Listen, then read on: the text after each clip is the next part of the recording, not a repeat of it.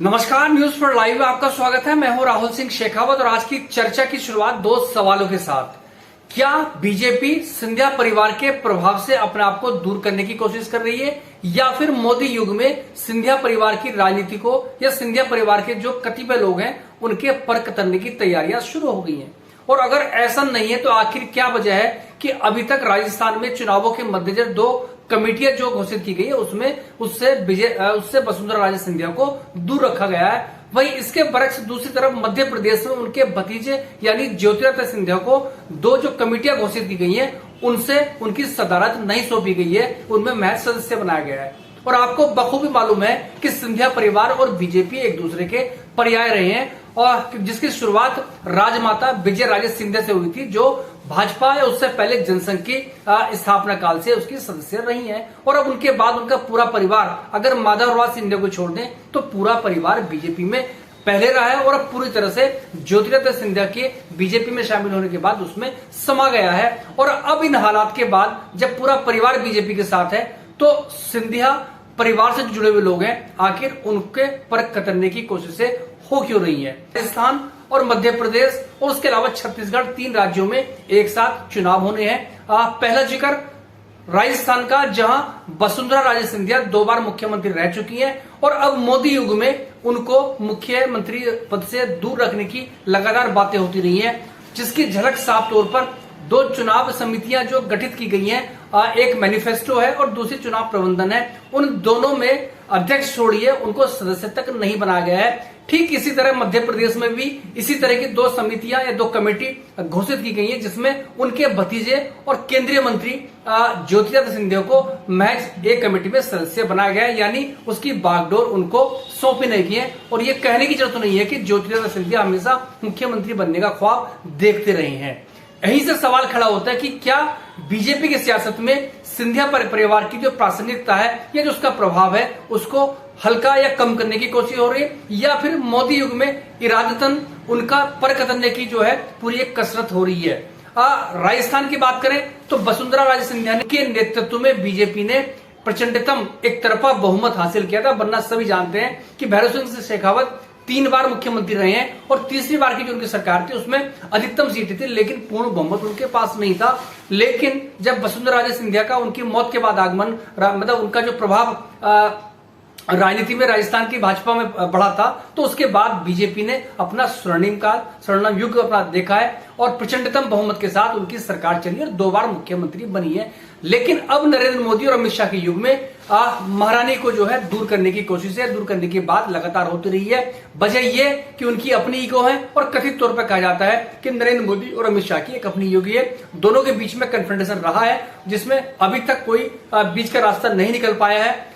बात अगर वसुंधरा राजे की करें तो वो लगातार भाजपा हाईकमान पर एक दबाव बनाती रही है कि उनको 2023 के चुनावों के मद्देनजर मुख्यमंत्री फेस घोषित किया जाए, वरना ये भी अटकलें लगाई जा रही हैं कि अगर ऐसा नहीं करेगा तो वो या तो चुनाव प्रचार नहीं करेंगी या घर बैठ जाएंगी या एक अनमने ढंग से काम करेंगी। और ये भी बात की जाती है कि क्या वो पार्टी में बगावत कर देंगी। ये सारी संभावनाएं, ये सारी अटकलें हैं, किसी से इनकार नहीं किया जा सकता और किसी को स्वीकार भी फौरी तौर पर नहीं किया जा सकता, क्योंकि वजह यह है कि जो 2 कमेटी अभी तक घोषित की गई उसमें एक महत्वपूर्ण कमेटी होती है और वो ये है कि जो चुनाव प्रचार समिति होती है, मोटे तौर पर कहा जाता है कि उसको मुख्यमंत्री का फेस एक अप्रत्यक्ष तौर पर देखा या माना जाता है। तो सबकी नजरें इस बात पर लगी होंगी कि क्या वसुंधरा राजे को बीजेपी हाईकमान राजस्थान चुनाव के मद्देनजर चुनाव अभियान समिति या चुनाव प्रचार समिति का चेयरमैन बनाएगा। या दूसरी बात यह भी है क्योंकि वो चाहती है, वो पूरी गारंटी लेना चाहती है कि अगर बीजेपी की सरकार राजस्थान में बनती है तो मुख्यमंत्री उनको बनाया जाए। अभी तक की जो स्थिति है, जो अभी तक के हालात है, बीजेपी लगता नहीं है कि मुख्यमंत्री फेस घोषित करेगी, क्योंकि वो चाहती है कि नरेंद्र मोदी के नाम पर बीजेपी चुनाव में जाएगी। उसके बाद हालात के हिसाब से या सीटों के जो जितनी सीट मिलती हैं उसके लिहाज से उसके बाद मुख्यमंत्री उसका चुनाव कर लिया जाएगा। लेकिन वसुंधरा राजे इस पर मानने को तैयार अभी तक नजर नहीं आ रही, क्योंकि उनको मालूम है कि अगर उनके चेहरे का इस्तेमाल करने के बाद इनडायरेक्टली बीजेपी की सरकार बन गई तो कोई गारंटी नहीं है कि उनको मुख्यमंत्री बना ही दिया जाएगा।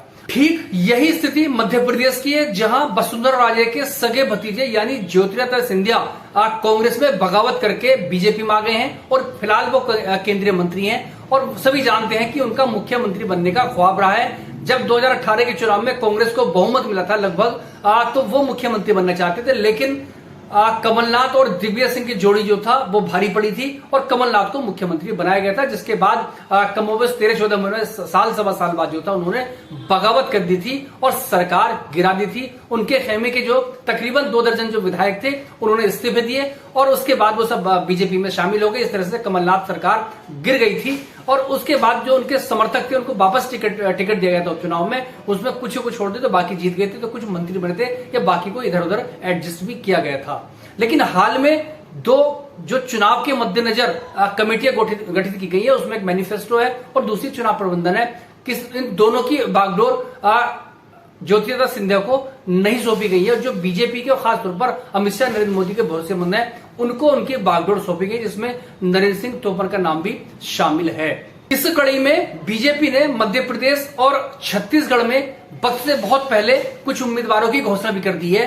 तो जिन उम्मीदवारों की घोषणा मध्य प्रदेश में की गई है उसमें एक ज्योतिरादित्य सिंधिया का समर्थक को टिकट दिया गया है और एक का जो है टिकट काट दिया गया है। और इसके पहले आपको बखूबी मालूम है कि कई कद्दावर नेता सिंधिया के जो समर्थक हुआ करते थे वो बीजेपी छोड़ चुके हैं या फिर वो कांग्रेस में जा चुके हैं। और इसके अलावा भी जो बगावत है वो बीजेपी के अंदर जो सिंधिया समर्थक है वो बगावत करने को कथित तौर पर तैयार है। वजह ये कि जो भाव उनको सरकार गिराने के वक्त मिला था वो भाव उतना मिलता हुआ नजर नहीं आ रहा। अगर भाव नहीं मिलेगा तो जाहिर सी बात है ज्योतिरादित्य सिंधिया की तो अपनी बल्ले बल्ले होगी, उनको तो पद मिलते रहेंगे, लेकिन वो बाकी बैठ के वहां पर करेंगे क्या। तो ये भी सबकी नजर इस बात पर लगी होंगी कि जो सिंधिया समर्थक नेता थे या विधायक थे, अगर उनके टिकट कट गए तो क्या वो बीजेपी में रहेंगे, या बीजेपी में रहेंगे तो उनकी स्थिति क्या होगी। तो यही वजह है कि ये सवाल खड़े हो रहे हैं कि क्या ज्योतिरादित्य सिंधिया का बीजेपी इस्तेमाल करने के बाद उनकी राजनीतिक हैसियत का आकलन कर रही है, या राजनीतिक हैसियत उनकी कितनी रखी जाए या कितने इनको तरजीह दी जाए, उस पर कोई फार्मूला बन रहा है या उस पर कोई अंदर खाने की रणनीति चल रही है। जिस तरह से 2 कमेटियां मध्य प्रदेश की बनाई गई हैं उनमें एक कमेटी में उनको सदस्य बनाया गया है।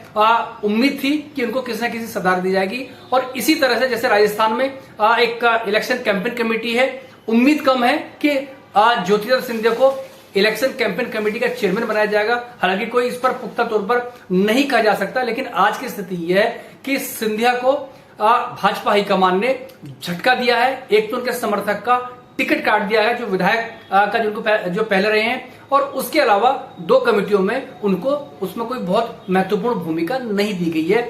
उनकी बजाय जो बीजेपी के कोर कैडर के लोग हैं उनको जो था तरजीह दी गई है। और माधव और सिंधिया को छोड़ दें तो बाकी पूरा परिवार बीजेपी के अंदर सिंधिया परिवार है। वसुंधरा राजे सिंधिया की आपसे बात मैंने की, वो राजस्थान की 2 बार मुख्यमंत्री रह चुकी है और मौजूदा राष्ट्रीय उपाध्यक्ष हैं।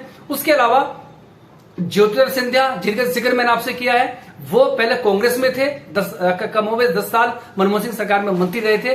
अपने पिता यानी माधवराव सिंधिया की मौत के बाद उनको सांसद बनाया गया था और वो बगावत करके बीजेपी में आ चुके हैं। इसके अलावा एक दूसरी जो उनकी बहन है वसुंधरा राजे की, या महारानी विजय राजे सिंधिया की जो बेटी है यशोदा, वो भी सरकार में मंत्री रही हैं मध्य प्रदेश की। तो मतलब यह है कि सिंधिया परिवार का बीजेपी की राजनीति में एक बड़ा दबदबा या एक बड़ा प्रभाव रहा है। लेकिन अब मोदी और अमित शाह के युग में उस प्रभाव को कम करने की या उनके पर कतरने की कोशिशें साफ तौर पर देखी जा रही हैं। हालांकि यह बात अलग है कि वसुंधरा राजे सिंधिया का राजस्थान में अभी करिश्मे के तौर पर दूसरा विकल्प नहीं है, बावजूद इसके कि तमाम तरह की कोशिश की जा रही है, तमाम तरह के नाम किए जा रहे हैं। और मध्य प्रदेश की बात करें तो मध्य प्रदेश में भाजपा बहुत मजबूत रही है और अपने स्तर पर वहां पर सरकार बनी रहती है, वहां पर चेहरों का बहुत बड़ा महत्व नहीं है। लेकिन चूंकि वो महाराज ग्वालियर हैं तो सरकार गिराने में उनका बहुत बड़ा योगदान था, उसके नाते उनको केंद्र में मंत्री बनाया गया और राज्य में उनके समर्थक कुछ को मंत्री बनाया गया। लेकिन अब स्थिति थोड़ी सी बदली हुई नजर आ रही है।